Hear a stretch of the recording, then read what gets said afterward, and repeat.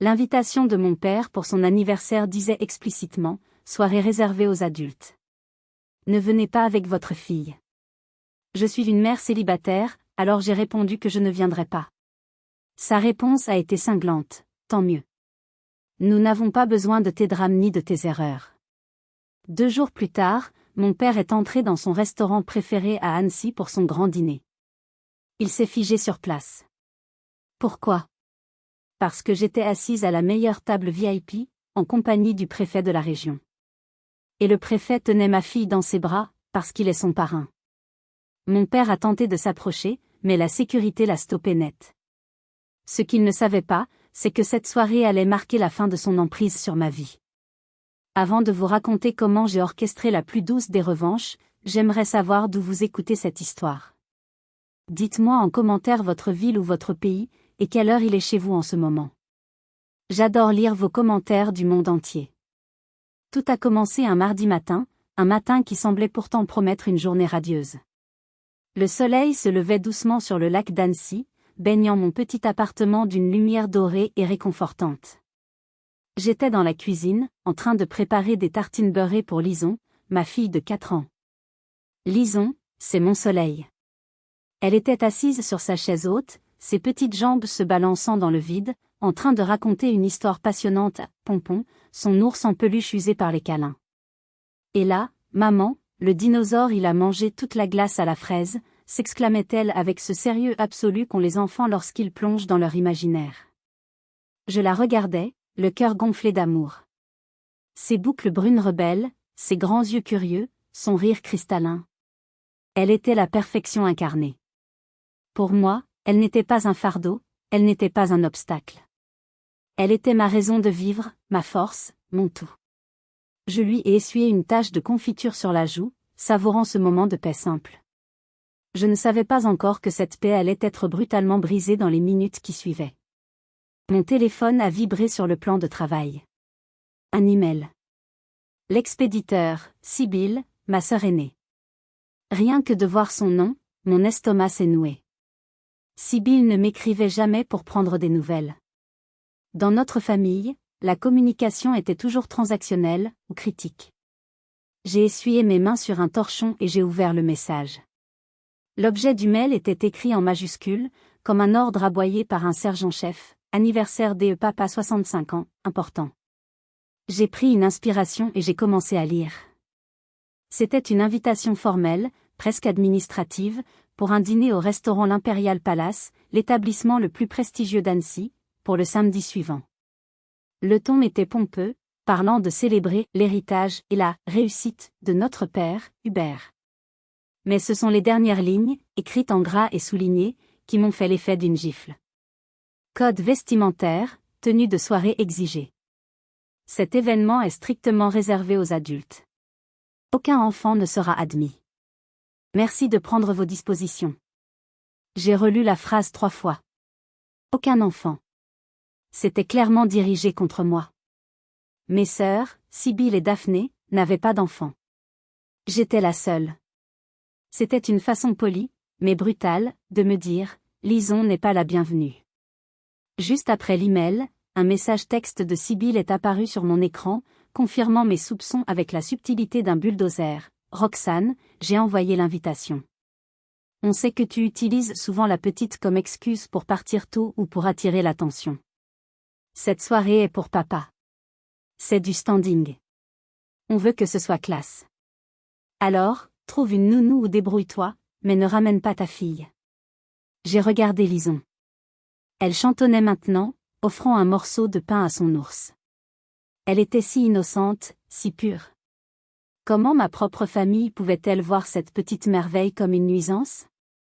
Comme une tache sur leur tableau parfait? La colère a commencé à monter en moi, non pas une colère explosive, mais une colère froide, sourde. Cela faisait 4 ans que je subissais leurs piques, leurs regards condescendants, leurs soupirs exaspérés chaque fois que j'arrivais avec une poussette. Ils pensaient que ma vie s'était arrêtée le jour où je suis tombée enceinte seule. Ils pensaient que j'étais la pauvre Roxane, la ratée de la famille, celle qui vivait dans un petit appartement et qui travaillait probablement comme secrétaire au bas de l'échelle. Ils ne savaient rien. Absolument rien de qui j'étais devenue. J'ai posé le téléphone, les mains tremblantes, non de peur, mais de rage contenue. J'allais leur répondre. Et pour la première fois, je n'allais pas m'excuser d'exister. Mais je ne savais pas encore que ma réponse allait déclencher une guerre nucléaire familiale. J'ai pris quelques minutes pour me calmer avant de répondre. Je ne voulais pas que Lison ressente mon stress. J'ai tapé une réponse dans le groupe de discussion familiale, sobre et directe, « Bonjour à tous ». Comme l'invitation précise, sans enfant, et que je ne peux pas trouver une garde de confiance pour un samedi soir en seulement 3 jours, je ne pourrai pas être présente. Passez une excellente soirée et joyeux anniversaire en avance à papa. J'ai appuyé sur « Envoyer » et j'ai posé mon téléphone face contre table, retournant m'occuper de ma fille. Je pensais naïvement que cela suffirait. Qu'ils accepteraient mon absence comme un soulagement. J'avais tort. 5 minutes plus tard, mon téléphone s'est mis à vibrer sans discontinuer. C'était comme une avalanche. D'abord, ma mère, Ghislaine. Roxane, franchement, tu exagères. C'est l'anniversaire de ton père. Tu ne peux pas faire un effort pour une fois? Tu gâches toujours tout avec ton entêtement. Ensuite, Daphné, ma deuxième sœur. Sérieusement? Une nounou, ça se trouve. C'est juste que tu ne veux pas venir. Tu aimes jouer les victimes. Maman pleure à cause de toi maintenant. Bravo. Puis Sibylle, encore. On t'avait prévenu. C'est une soirée importante pour l'image de la famille. Il y aura des associés de papa. Ton absence va faire jaser. Débrouille-toi. Je lisais ces messages, et chaque mot était comme une petite aiguille plantée dans mon cœur. L'image. Toujours l'image. Pour les Hubert, la famille n'était pas une question d'amour, c'était une question de représentation. Il fallait paraître riche, paraître uni, paraître parfait. Et moi, la mère célibataire, j'étais la fausse note. J'ai commencé à taper une réponse pour expliquer que ma babysitter habituelle était étudiante et en période d'examen, que Lison était malade la semaine dernière et avait besoin de moi. Puis j'ai effacé. À quoi bon? Il ne voulait pas comprendre. C'est alors que mon téléphone a sonné. L'écran affichait « Papa ». J'ai hésité. Mon père ne m'appelait jamais. S'il appelait, c'est que la situation était grave. J'ai décroché, mettant le téléphone à l'oreille tout en m'éloignant un peu de Lison pour qu'elle n'entende pas. « Allô, papa ?» ai-je dit, la voix un peu tremblante. Roxane a tonné sa voix grave, sans même un bonjour. « Ta mère me dit que tu refuses de venir à mon anniversaire. » Je ne refuse pas, papa. Je ne peux pas. L'invitation dit sans enfant, et je n'ai personne pour garder Lison. C'est trop court comme délai. C'est toujours pareil avec toi, a-t-il coupé, sa voix montant dans les aigus. Depuis que tu as eu cette gamine, tout est compliqué. Tu as détruit ton avenir, et maintenant tu veux détruire ma soirée? Cette gamine s'appelle Lison, papa. C'est ta petite fille. C'est le résultat d'une erreur, a-t-il hurlé. J'ai dû éloigner le téléphone de mon oreille. C'est une erreur de jeunesse, un accident de parcours. Je ne veux pas que mes associés voient que ma fille est une mère célibataire débordée qui traîne son enfant partout comme un boulet.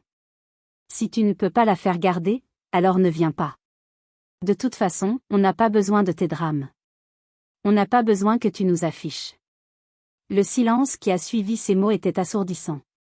Il l'avait dit. Il avait verbalisé ce que je ressentais depuis 4 ans. Pour lui, ma fille était une erreur. Un boulet. Une honte. Je dois faire une pause ici car mes mains tremblent encore en écrivant ceci. Je vous pose la question sincèrement, à ma place, qu'auriez-vous fait? Auriez-vous pleuré? Auriez-vous raccroché? Ou auriez-vous fait ce que j'ai fait ensuite? Dites-le moi en commentaire, j'ai besoin de savoir si ma réaction était justifiée. C'est noté, papa, ai-je dit, d'une voix qui me surprenait par son calme glacial. Tu ne veux pas de Lison. Tu ne veux pas qu'on l'affiche. Message reçu. Bon anniversaire. J'ai raccroché avant qu'il ne puisse ajouter une autre horreur. Je me suis retournée. Lison me regardait avec ses grands yeux inquiets. Elle avait senti le changement d'ambiance. Maman triste, a-t-elle demandé en tendant ses petits bras. J'ai ravalé mes larmes. Non, je ne pleurerai pas. Pas pour eux. Pas cette fois. J'ai pris ma fille dans mes bras, je l'ai serrée fort, respirant l'odeur de son shampoing à la camomille. Non, mon ange, lui ai-je chuchoté. Maman n'est pas triste. Maman est décidée. Il voulait une soirée, adulte seulement, à l'Imperial Palace? Il voulait du standing? Il voulait jouer aux riches et aux puissants? Très bien. J'allais leur montrer ce que c'était que la vraie puissance. J'ai reposé Lison devant ses dessins animés préférés et je suis allée sur le balcon. L'air frais des Alpes m'a fouetté le visage, clarifiant mes idées. Pendant des années, j'avais joué le rôle qu'il m'avait attribué, la petite dernière un peu paumée, celle qui travaillait dans l'administration et vivait chichement. Je n'avais jamais corrigé leurs suppositions. Je n'avais jamais vanté mes succès. Je voulais qu'ils m'aiment pour moi, pas pour mon titre ou mon argent. Mais l'amour inconditionnel n'existait pas chez les Hubert. J'ai sorti mon téléphone professionnel. Pas le vieux smartphone fissuré que j'utilisais devant eux. Mon téléphone crypté, celui fourni par la région. J'ai fait défiler mes contacts jusqu'à la lettre G. Grégoire de Valois, préfet. J'ai appuyé sur appel. Ça a sonné 2 fois. Roxane? Quelle surprise agréable, a répondu une voix chaleureuse et cultivée. Tout va bien? Grégoire n'était pas seulement le préfet de la région Haute-Savoie, le représentant direct de l'État. Il était mon mentor, mon ami, et depuis le baptême de Lison, son parrain dévoué. Nous avions travaillé ensemble nuit et jour sur le plan de sauvegarde du patrimoine d'Annecy. Il savait qui j'étais vraiment, l'une des stratèges les plus brillantes en développement urbain du pays. Grégoire, j'ai besoin d'un service. Un gros service, ai-je dit sans détour. Pour toi? N'importe quoi. Dis-moi. Tu es libre ce samedi soir? Je devais aller à un gala de charité ennuyeux à Lyon, mais je peux annuler. Pourquoi? C'est l'anniversaire de mon père. À l'Imperial Palace. Ah. Tu veux que je vienne saluer ta famille? Tu m'as dit qu'ils étaient difficiles. Non, Grégoire. Je ne veux pas que tu viennes les saluer. Je veux que tu viennes dîner avec moi et Lison. À la table la plus visible du restaurant. Et je veux que tu sois le préfet. Dans toute sa splendeur. Il y a eu un silence au bout du fil, puis un petit rire amusé.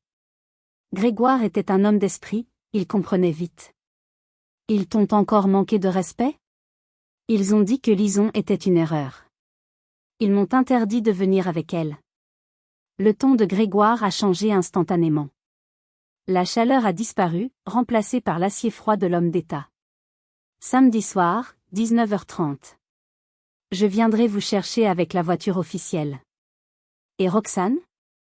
Mets ta plus belle robe. On va leur donner une leçon d'élégance qu'ils n'oublieront jamais. Mon deuxième appel fut pour Monsieur Vasseur, le propriétaire de l'Imperial Palace. Mademoiselle Roxane, s'est-il exclamé. Comment va la sauveuse de mon établissement? Il y a 2 ans, j'avais trouvé la faille juridique qui avait empêché la destruction de l'aile historique de son hôtel-restaurant.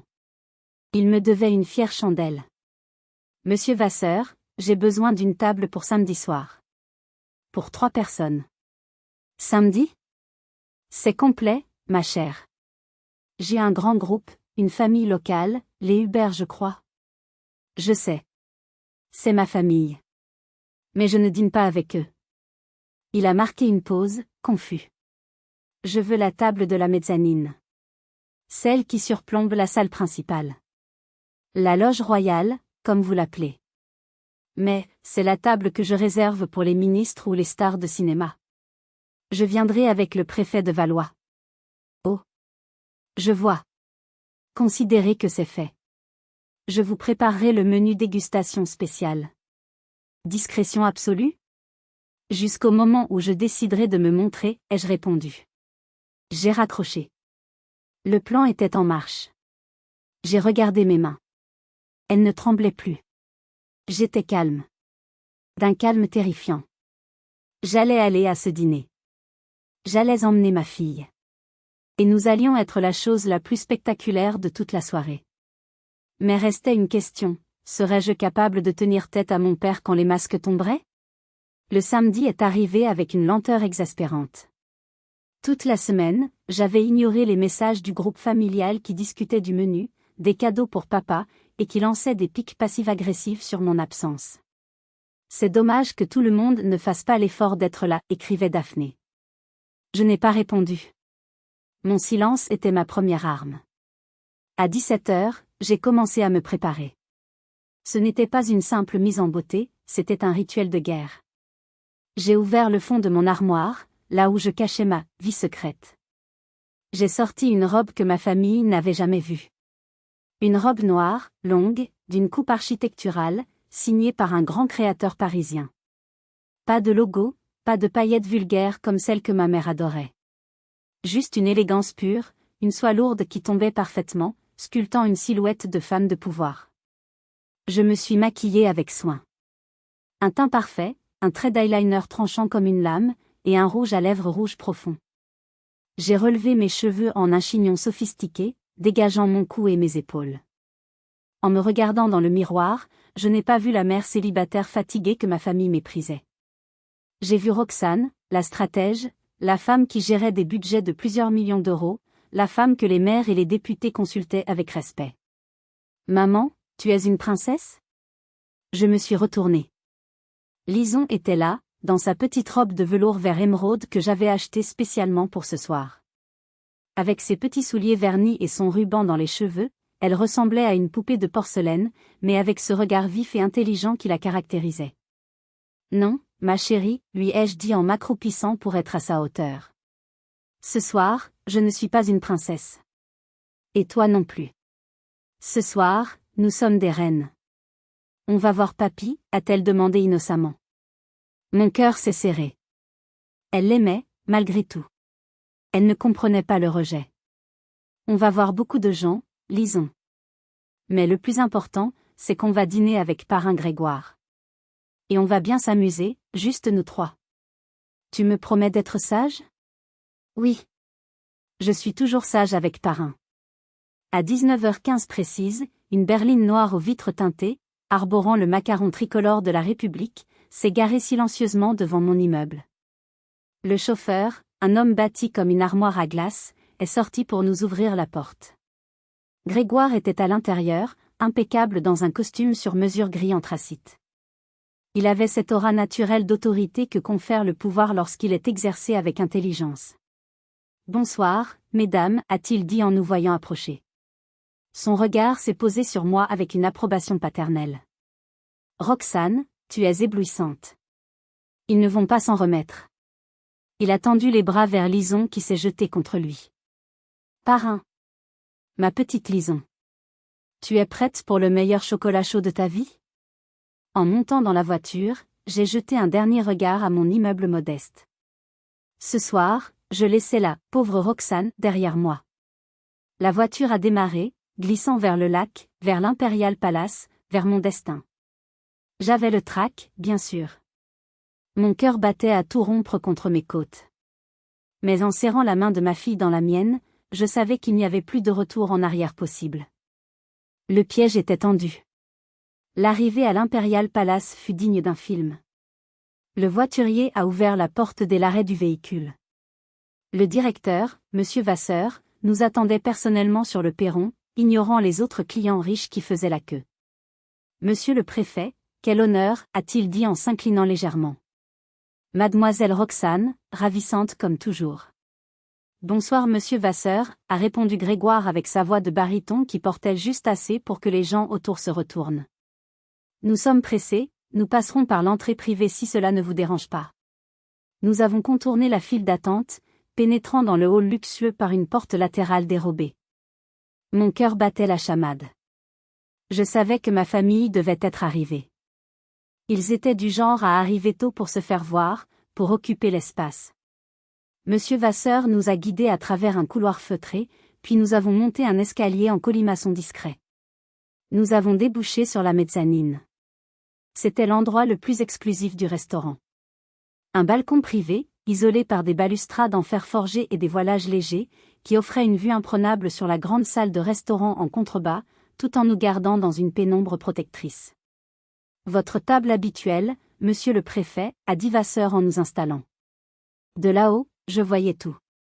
La salle était immense, éclairée par des lustres en cristal gigantesques. Le brouhaha des conversations, le tintement des couverts en argent, l'odeur des truffes et du homard, tout respirait le luxe. Et là, au centre exact de la salle, je les ai vus. La table de mon père. Une longue table rectangulaire, dressée pour 12 personnes. Ils étaient là. Mon père, Hubert, trônait en bout de table, le visage rougeaud, parlant fort et faisant de grands gestes. Il portait son smoking un peu trop serré, signe de sa vanité qui refusait d'accepter son âge. Ma mère, Ghislaine, était à sa droite, engoncée dans une robe à paillettes dorées qui jurait avec le décor raffiné, vérifiant son maquillage dans le reflet d'un couteau. Mes sœurs étaient là aussi. Sibylle, avec son air pincé, surveillait les serveurs comme un faucon, prête à critiquer le moindre retard. Daphné riait trop fort aux blagues d'un oncle éloigné. Ils étaient si vulgaires. Je ne dis pas cela par méchanceté gratuite. Mais vu d'ici, avec le recul, leur comportement sautait aux yeux. Ils essayaient tellement fort d'avoir l'air important qu'ils en devenaient ridicules. Ils claquaient des doigts pour appeler le sommelier. Ils parlaient fort pour que les tables voisines entendent leur conversation sur l'argent et les affaires. Ils ne se doutent de rien, a murmuré Grégoire en s'asseyant en face de moi, Lison installée confortablement sur une chaise haute rembourrée à côté de lui. Non, ai-je répondu, fascinée et horrifiée à la fois. Ils pensent que je suis chez moi, à pleurer sur mon sort. Le serveur nous a apporté du champagne, et un jus de pomme pétillant pour Lison, avec une discrétion absolue. Nous avons trinqué. À la famille, a dit Grégoire avec un sourire ironique. Celle qu'on choisit. À la famille qu'on choisit, ai-je répété, choquant mon verre contre le sien. En bas, j'ai vu mon père se lever pour porter un toast. Je ne pouvais pas entendre exactement ce qu'il disait au début, mais vu les rires gras qui ont suivi, je devinais le ton. Je me suis penchée légèrement vers la balustrade, cachée par l'ombre d'une plante verte. Je voulais entendre. Je voulais savoir ce qu'il disait de moi en mon absence. Et ce que j'ai entendu a glacé le sang dans mes veines, balayant les derniers doutes que je pouvais avoir sur ce que je m'apprêtais à faire. L'acoustique de la salle, combinée à notre position en hauteur, fonctionnait comme un amplificateur naturel. Les voix montaient vers nous. Et comme ma famille parlait fort pour épater la galerie, je n'ai pas perdu une miette. Mon père tenait sa coupe de champagne. Mes amis, merci d'être là pour mes 65 ans. Je regarde autour de cette table et je ne vois que de la réussite. Sibylle, qui gère le marketing de nos hôtels d'une main de maître. Daphné, qui vient d'épouser ce brillant notaire. Il a marqué une pause théâtrale. On est au complet, n'est-ce pas? Enfin, au complet de ce qui compte. Des rires étouffés ont parcouru la table. Et Roxane, a demandé l'un des associés de mon père, un homme que je connaissais depuis l'enfance. Elle n'est pas là? La réponse de ma sœur Sibylle a fusé, acide, oh, vous savez comment est Roxane. Elle a encore des problèmes de garde avec ça, petite. Elle n'arrive pas à gérer sa vie, alors elle ne pouvait pas se permettre de venir ce soir. C'est compliqué pour elle, financièrement et socialement. J'ai serré le pied de mon verre si fort que j'ai cru qu'il allait se briser. Se permettre? Je gagnais plus que Sibylle et Daphné réunies. C'est triste, a ajouté ma mère avec un faux soupir de commisération. On a tout essayé pour l'aider, mais elle refuse d'écouter nos conseils. Elle préfère vivre dans son petit monde médiocre. Enfin, on ne va pas laisser sa mauvaise humeur gâcher notre soirée, n'est-ce pas Hubert? Absolument pas, a renchéri mon père. De toute façon, c'est mieux ainsi. Un dîner d'affaires et de prestige n'est pas l'endroit pour un enfant mal élevé. Nous sommes entre gens de qualité ici. Nous célébrons l'excellence, pas l'échec. L'échec. Le mot a résonné dans ma tête. Grégoire, qui avait tout entendu, a posé doucement sa main sur la mienne. Son visage, d'ordinaire si impassible, était traversé par une colère froide. Il ne mérite pas une seconde de ton attention, Roxane, a-t-il murmuré. Regarde ta fille. Regarde comme elle est mal élevée, point. J'ai regardé Lison. Elle était en train de colorier sagement sur le menu enfant que le serveur lui avait apporté. Elle ne criait pas, elle ne courait pas partout. Elle a levé les yeux vers Grégoire. « Parrain, tu peux me passer le crayon bleu s'il te plaît ? » « Merci. »« Tu vois, » a dit Grégoire. Elle a plus de classe dans son petit doigt que toute cette table est réunie. J'ai pris une profonde inspiration. La tristesse avait disparu. Il ne restait plus que la détermination. J'ai regardé ma montre. 20h30, c'était l'heure. J'ai fait un signe discret à Monsieur Vasseur qui se tenait près de l'entrée de la cuisine. Il a hoché la tête. Il savait ce qu'il avait à faire. « Tu es prête ?» m'a demandé Grégoire. Plus que jamais ai-je répondu. Allons leur montrer à quoi ressemble l'échec. En bas, les serveurs commençaient à débarrasser les entrées. Mon père riait, la tête renversée en arrière, sûr de son pouvoir, sûr de son petit royaume. Il ne savait pas que le ciel était sur le point de lui tomber sur la tête. La musique d'ambiance a changé subtilement, le volume baissant d'un cran. Les lumières de la salle principale se sont tamisées, plongeant les tables dans une semi-obscurité intime, sauf la nôtre. Un projecteur doux, mais précis, s'est allumé au-dessus de la mezzanine. L'effet a été immédiat. Dans une salle de restaurant soudainement assombrie, l'œil est naturellement attiré par la lumière. Toutes les têtes se sont levées vers la mezzanine. Les conversations se sont tues, remplacées par un murmure de curiosité. Mesdames et messieurs, la voix de Monsieur Vasseur a résonné, amplifiée par le système audio, calme mais solennel. Ce soir est une soirée spéciale. L'Imperial Palace est honoré de recevoir un invité de marque. En bas, j'ai vu mon père se redresser, ajustant son nœud papillon. Il a dû penser, l'espace d'une seconde délirante, que l'annonce était pour lui. Que le restaurant allait lui souhaiter un joyeux anniversaire publiquement. Son ego était si démesuré que c'était plausible. Il a même esquissé un sourire, prêt à se lever pour saluer la foule. Nous avons l'immense privilège, a continué Vasseur, d'accueillir ce soir Monsieur le préfet de la région Haute-Savoie, Grégoire de Valois. Le sourire de mon père s'est figé. Le préfet ? Ici ? C'était l'homme le plus puissant de la région. Celui qui signait les permis, qui validait les projets, qui tenait l'avenir économique du département entre ses mains. Ainsi que ses invités d'honneur, a ajouté Vasseur. C'était le signal. Grégoire s'est levé. Il était imposant, charismatique. Il a pris son verre de vin. Puis, il m'a tendu la main. Je me suis levée à mon tour. Ma robe noire captait la lumière, me donnant une allure sculpturale. J'ai pris Lison dans mes bras, qui a fait un petit signe de la main à la salle, ravi d'être le centre de l'attention. Le silence dans le restaurant était total. Puis, des applaudissements polis ont commencé à crépiter. Les gens reconnaissaient le préfet. Mais à la table centrale, c'était la sidération. J'ai vu, comme au ralenti, le moment exact où ils m'ont reconnu. La fourchette de ma mère est tombée sur son assiette avec un bruit de porcelaine cassée qui a résonné jusqu'en haut. Clang! Sibylle a ouvert la bouche, ses yeux écarquillés comme des soucoupes, sa main se portant à sa gorge. Et mon père ? Mon père est devenu livide. Pas pâle, non. Gris. La couleur de la cendre. Il fixait la mezzanine, la bouche entr'ouverte, incapable de comprendre ce que ses yeux lui disaient. Sa fille. La ratée. La mère célibataire qu'il avait bannie 2 jours plus tôt. Debout à la place d'honneur. Avec l'homme le plus puissant de la région. Je l'ai regardé droit dans les yeux. Malgré la distance, je savais qu'il sentait le poids de mon regard. Je n'ai pas souri. Je n'ai pas fait de signe. Je suis resté là, hiératique, intouchable. C'est Roxane, a bégayé Daphné, assez fort pour qu'on l'entende dans le silence relatif. Grégoire s'est penché vers moi, toujours debout, visible de tous. Le spectacle ne fait que commencer, a-t-il dit assez fort pour être entendu. Il a pris Lison de mes bras. Viens avec parrain, ma puce. On va aller saluer les gens d'en bas. Nous avons commencé à descendre l'escalier majestueux. Grégoire en tête, portant ma fille comme si elle était le joyau de la couronne, et moi juste derrière, marchant lentement, chaque pas résonnant comme un compte à rebours. Toute la salle nous regardait descendre. c'était une marche royale.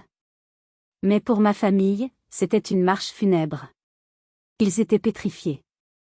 Mon père essayait de reprendre contenance, s'essuyant le front avec sa serviette, chuchotant furieusement quelque chose à ma mère. Nous sommes arrivés au rez-de-chaussée. Au lieu de nous diriger vers la sortie, Grégoire a bifurqué directement vers la table de mon père. Je l'ai suivi. Mon père s'est levé précipitamment, renversant presque sa chaise. Il a vu une opportunité. Il a vu le préfet s'approcher et son instinct d'homme d'affaires opportuniste a repris le dessus sur son choc. Il a pensé qu'il pouvait sauver la face.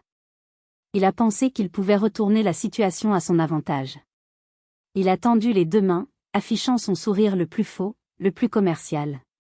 Monsieur le préfet! Quel honneur! Quelle surprise! Vous venez vous joindre à nous pour mon anniversaire? Et je vois que vous avez rencontré ma fille. Il a fait un pas vers nous, prêt à jouer la comédie de la famille heureuse. Roxane, ma chérie, tu nous as fait une surprise. Il n'a pas pu finir sa phrase. Ce qui s'est passé ensuite a coupé le souffle à tout le restaurant. Si vous êtes arrivé jusqu'ici, laissez un commentaire pour nous dire ce que vous auriez fait à la place du personnage principal. Vous pouvez aussi écrire simplement le chiffre 1 pour montrer que vous suivez encore. Et dites-nous, vous regardez cette histoire depuis quelle région ou quel pays?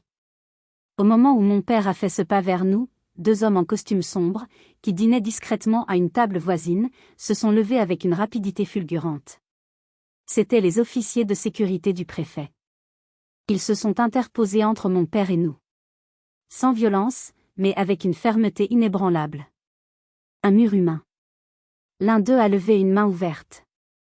Veuillez reculer, monsieur. Mon père s'est arrêté net, comme s'il avait percuté une vitre invisible. Son sourire s'est désintégré. Il a regardé les gardes, puis Grégoire, puis moi, totalement hébété.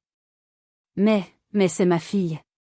C'est ma petite fille, a-t-il balbutié, cherchant du soutien du regard autour de la table. Ses associés le regardaient avec gêne.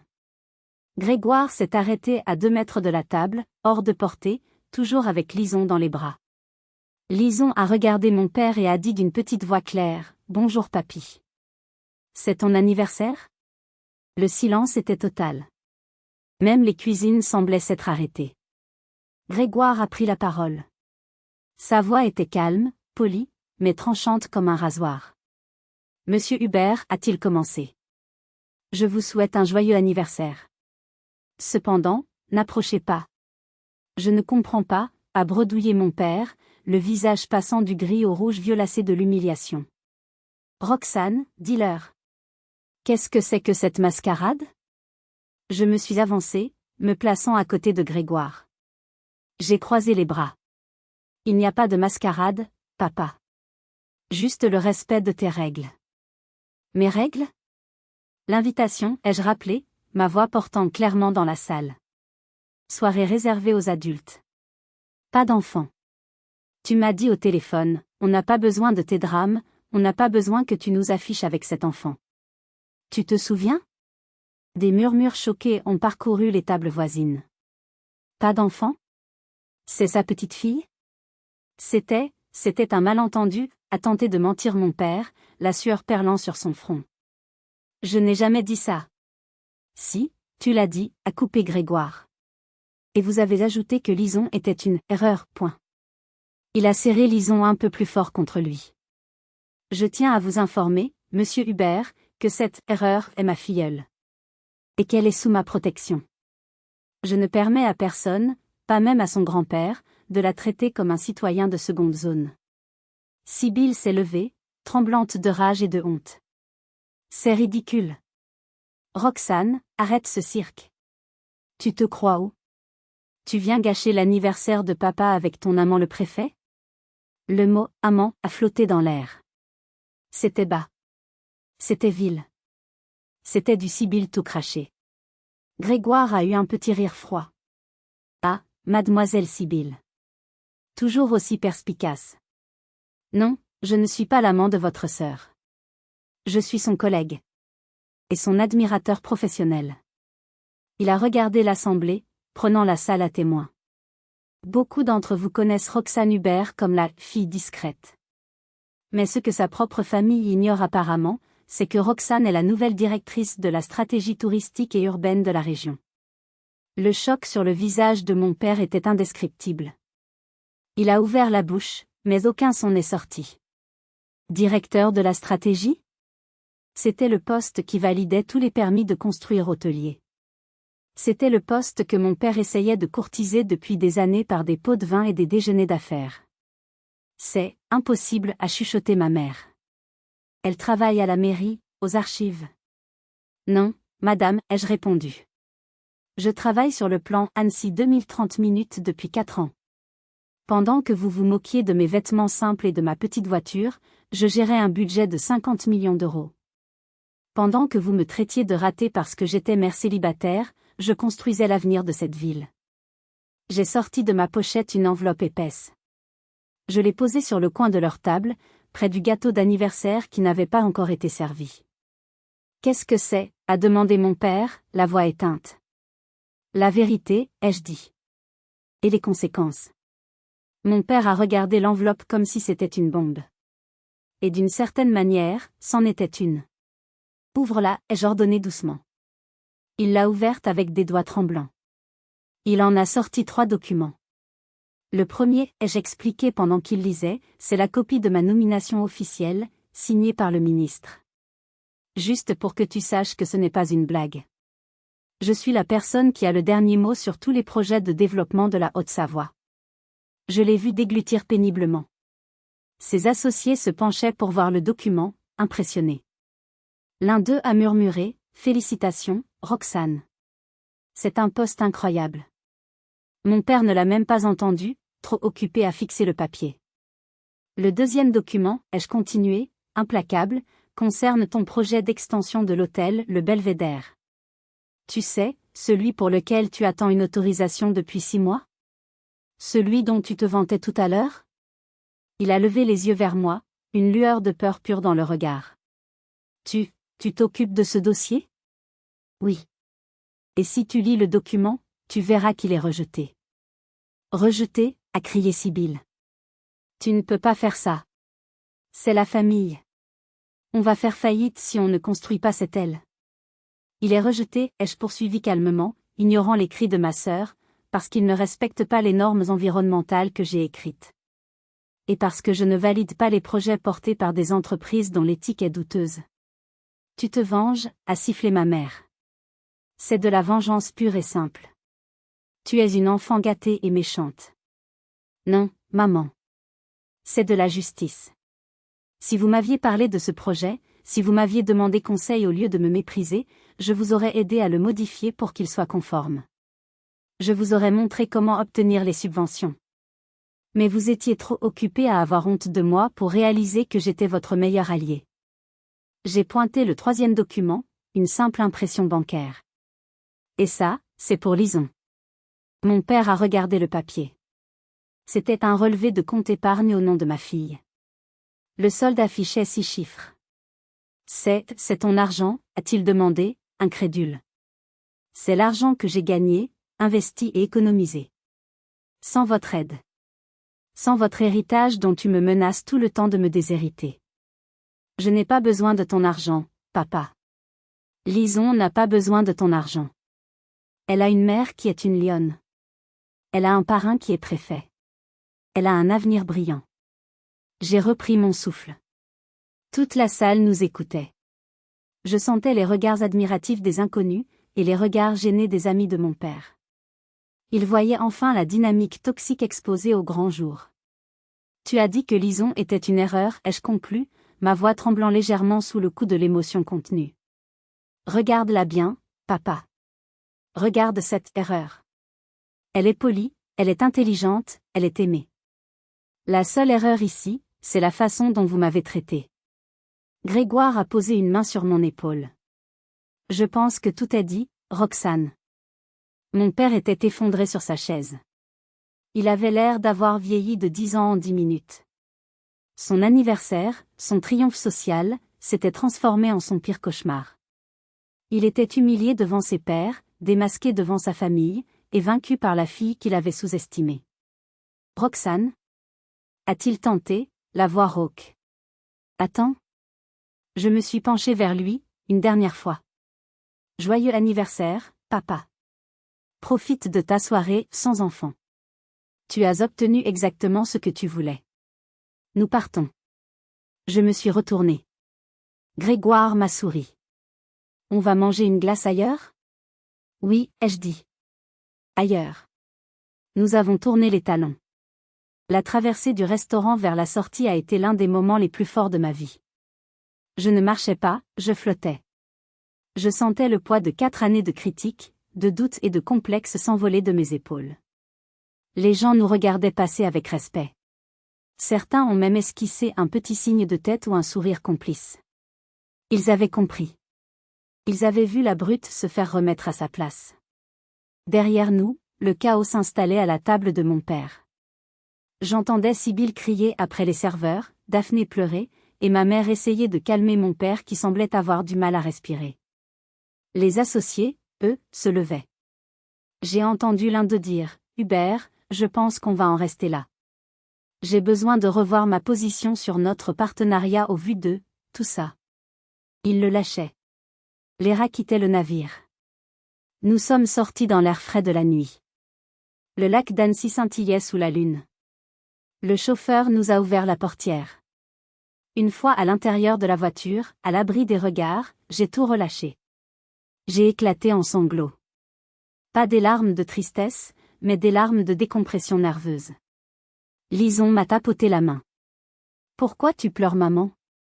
Les méchants sont partis? » J'ai ri à travers mes larmes. Oui, mon cœur.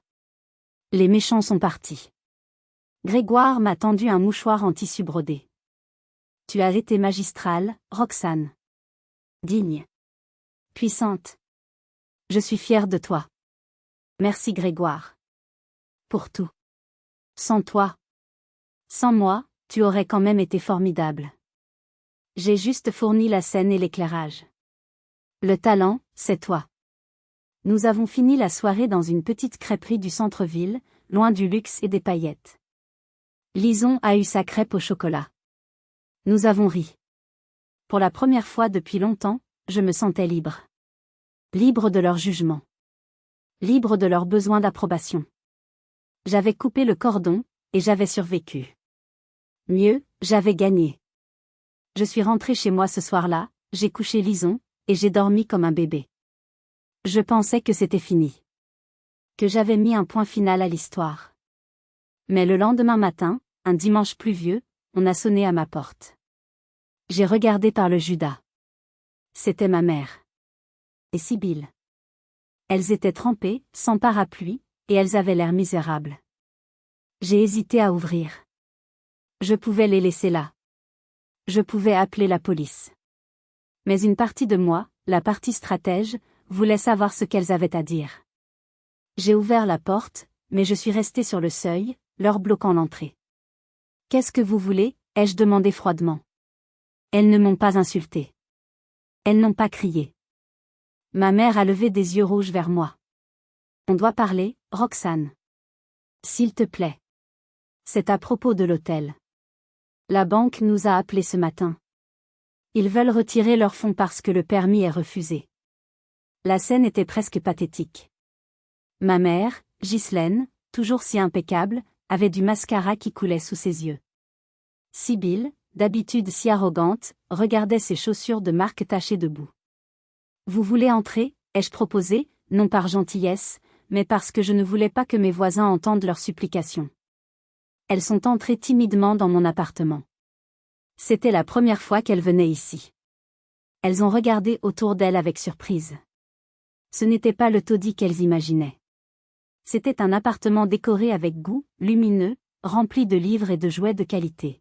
« C'est joli chez toi », a murmuré ma mère. « Merci. Asseyez-vous. » Elles se sont assises sur le canapé.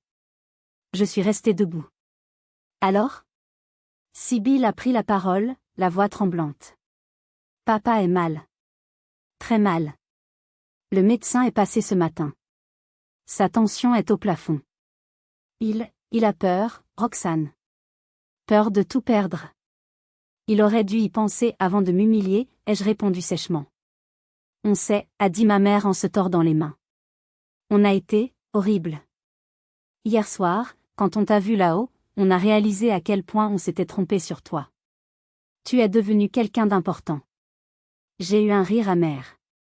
C'est ça qui vous intéresse? Que je sois importante? Si j'étais restée une simple secrétaire, mes sentiments n'auraient pas compté? Elles ont baissé la tête. Le silence valait tous les aveux. Écoutez, a repris Sibylle. On a besoin que tu reviennes sur ta décision pour le permis de construire. Juste ça. Si tu signes l'autorisation, la banque restera. Papa pourra sauver l'entreprise. S'il te plaît, Roxane. Fais-le pour la famille. Pour la famille? J'ai explosé. Quelle famille? Celle qui me traite de ratée? Celle qui appelle ma fille une erreur? Vous venez ici, non pas pour vous excuser d'avoir brisé mon cœur, mais pour sauver votre portefeuille. On s'excuse, a crié ma mère en pleurant. On est désolé. Pour Lison, pour tout. On veut faire partie de ta vie. On veut connaître Lison. À ce moment-là, Lison est sortie de sa chambre, tenant son ours en peluche. Elle s'est arrêtée en voyant ces deux femmes qu'elle ne connaissait pratiquement pas. C'est qui? A-t-elle demandé. Ma mère a tendu la main vers elle. Je suis ta mamie. Lison m'a regardée, cherchant mon approbation. J'ai regardé ma mère, puis ma fille. J'avais le pouvoir absolu à cet instant. Je pouvais les détruire. Je pouvais refuser le permis, les regarder couler, et savourer ma vengeance jusqu'à la lie. C'est ce qu'ils auraient fait à ma place. Mais je n'étais pas comme eux. Lison, retourne jouer dans ta chambre s'il te plaît, chérie, ai-je dit doucement. Une fois qu'elle fut partie, je me suis tournée vers ma mère et ma sœur. Je ne signerai pas le permis dans son état actuel, ai-je dit fermement. C'est illégal et ce serait contraire à mon éthique professionnelle. Je ne suis pas corrompue comme vous. Leurs visages se sont décomposés. Mais, ai-je ajouté. Je peux vous donner un délai. Je peux demander à mes équipes de réexaminer le dossier si vous faites les modifications nécessaires pour respecter l'environnement. Ça vous coûtera cher, ça prendra du temps, mais c'est faisable. L'entreprise survivra. L'espoir est revenu dans les yeux de Sibylle. Vraiment? Tu ferais ça? Je ne le fais pas pour vous. Je le fais parce que je suis une professionnelle et que je ne mélange pas le travail et les sentiments. C'est la seule faveur que vous aurez. Et, pour nous, a demandé ma mère. Pour la famille? Ça, c'est une autre histoire. Vous avez brisé quelque chose de précieux. La confiance, ça ne se répare pas avec un permis de construire. Si vous voulez faire partie de la vie de Lison, vous allez devoir ramer. Vous allez devoir prouver que vous avez changé. Pas avec de l'argent, mais avec du respect. Et ça commence maintenant, sortez de chez moi. Je vous appellerai quand je serai prête. Elles se sont levées, tête basse, et sont sorties sans un mot de plus. J'ai refermé la porte. Je n'avais pas tout pardonné, mais je n'avais pas non plus cédé à la haine. J'avais gardé ma dignité. 2 ans ont passé depuis cette fameuse soirée à l'Imperial Palace. Beaucoup de choses ont changé à Annecy. L'hôtel de mon père a finalement pu s'agrandir, mais selon mes conditions strictes. Ils ont dû investir dans des matériaux écologiques et réduire la taille du projet. L'entreprise est moins riche qu'avant, mais elle est plus saine. Mon père, Hubert, a pris sa retraite forcée après un petit accident vasculaire cérébral quelques mois après son anniversaire. La peur de mourir et l'humiliation publique l'ont changé. Il est devenu plus humble, plus silencieux. Il a vendu sa grosse voiture et vit plus simplement. Aujourd'hui, c'est l'anniversaire de Lison. Elle a 6 ans. Nous sommes dans le jardin de la maison que j'ai achetée l'année dernière. Une belle bâtisse ancienne que je rénove petit à petit. Il y a du soleil, des ballons, et des rires. Grégoire est là, bien sûr, en train de faire griller des saucisses au barbecue, loin de son image de préfet austère. Et à une petite table, un peu à l'écart mais présent, il y a mes parents. Ce n'est pas parfait. Il y a encore de la gêne. On ne guérit pas des années de toxicité en un claquement de doigts. Mais ils font des efforts. Mon père lit une histoire à Lison. Il ne lui crie pas dessus. Il ne la traite pas d'erreur. Il la regarde avec un mélange de regret et d'émerveillement, comme s'il réalisait enfin ce qu'il a failli perdre à jamais. Sibylle et Daphné sont là aussi, plus discrètes. Elles ont appris que je n'étais pas une proie facile. Le rapport de force a changé. Elles me respectent, peut-être par peur, peut-être par intérêt, mais le résultat est là, la paix. Je regarde ma fille souffler ses bougies. Elle est heureuse. Elle a une famille imparfaite, un peu cassée, recollée, mais elle est entourée. J'ai appris une leçon essentielle ce soir-là au restaurant. On ne peut pas choisir sa famille de sang, mais on peut choisir comment on se laisse traiter par elle. J'ai dû devenir forte, devenir quelqu'un, pour qu'il me voie. C'est triste, d'une certaine façon. L'amour ne devrait pas être conditionnel au succès. Mais en me levant, en me battant pour moi et pour ma fille, j'ai gagné quelque chose de plus précieux que le respect, j'ai gagné le respect de moi-même. Je m'approche de mon père. Il lève les yeux vers moi. Elle est intelligente, cette petite, dit-il doucement. Elle te ressemble. Je sais, je réponds. Je suis désolée, Roxane. Pour tout. Je pose une main sur son épaule. C'est un geste léger, rapide. Mange ton gâteau, papa. C'est du passé. Le passé ne s'efface pas, mais l'avenir s'écrit maintenant. Et mon avenir, comme celui de Lison, est radieux. Voilà, c'était mon histoire. Une histoire de revanche, oui, mais surtout une histoire de dignité. J'espère qu'elle vous a donné la force, si vous vivez une situation similaire, de vous lever et de dire « stop ». Si cette histoire vous a touché, s'il vous plaît, laissez un « j'aime » sur la vidéo, c'est très important pour nous. Et surtout, abonnez-vous à la chaîne pour ne pas rater les prochaines histoires incroyables. Partagez cette vidéo avec quelqu'un qui a besoin de courage aujourd'hui. Merci de m'avoir écouté. À bientôt.